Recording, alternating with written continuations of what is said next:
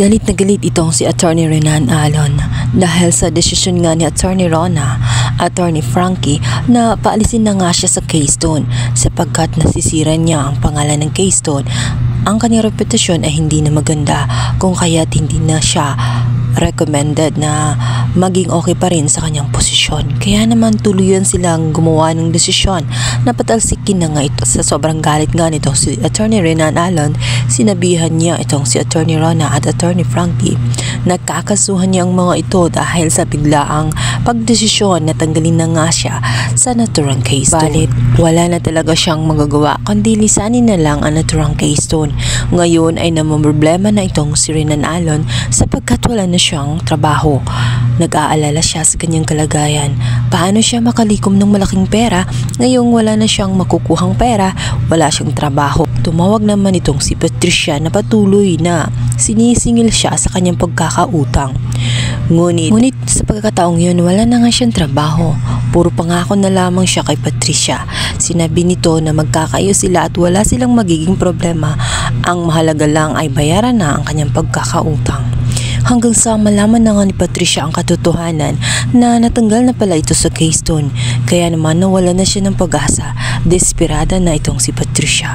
Kung kaya't gagawa na siya ng hakbang na tuluyan na nga niyang ilaglag itong si Attorney Renan Alon at ididiin na rin sa kasalanan na hindi naman niya talaga ginawa. Sa kabilang banda, patuloy na nangangalap ng impormasyon itong si Lilet at sumasang-ayon na siya sa kagustuhan nga nitong si Lorena na magtutulungan sila na imbestigahan nitong si Renan Alon dahil ayon sa kanya, mas madali nilang matutuklasan ang mga tinatagong baho kung marami nga ang nag-iimbestiga dito kay Renan Alon at hindi na nga sila mahihirapan at hindi na matatagalan pa. Dahil alam na nga ni Lilet, ang mga pattern ay binubuo na niya ngayon sa kanyang isipan at alam niya na ang lahat ng mga problema na dumating sa kanila nung mga nakaraan ay nagsisimula nga dito kay Renan Alon.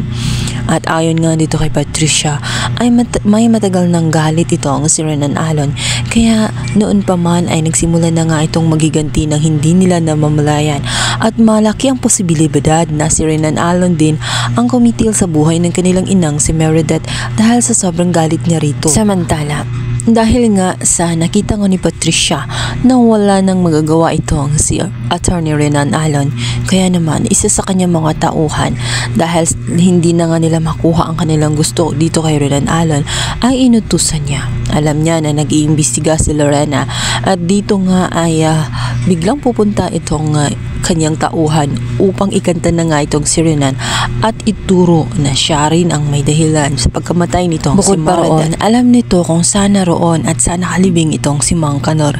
Kaya naman itinuro at isinalaysay niya na ang lahat ay kagagawa nitong si Renan Alon. Nagsalita ito na siya ay tauhan ni Renan Alon kung kaya't alam niya kung saan ito naroroon at walang ibang may plano nito kundi ito nga lang si Renan Alon. Kaya naman parang dininig nga ang mga dasal nitong si Lorena na makahanap ng ebidensya o taong makapagpatunay na talagang may kasalanan itong si Renan Alon. Ngayon ay magagamit niya itong si Maynard para ituloy ang kaso na binabalak nga nitong si Lilet. At dahil sa pangako din ni Lorena na tulungan siya nang sa ganun makamit din nila ang hustisya sa kanyang anak at maging sa ina nga nitong si Lilet na hanggang ngayon ay hindi pa alam kung sino talaga ang totoong salarin.